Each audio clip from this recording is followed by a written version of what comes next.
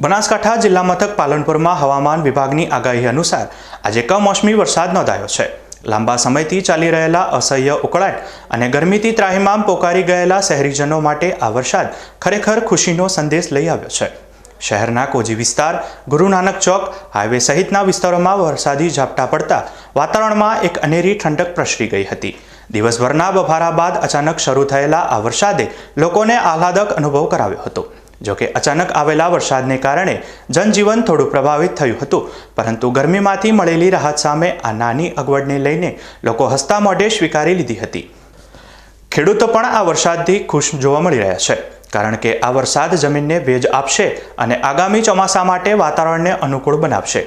સમગ્ર જિલ્લામાં ચોમાસાના આગમનની આતુરતાપૂર્વક રાહ જોવાઈ રહી છે, ત્યારે આ કમોસમી વરસાદ જાણે કે ચોમાસાના આગમનની પૂર્વ તૈયારી સમાન લાગી રહ્યો છે।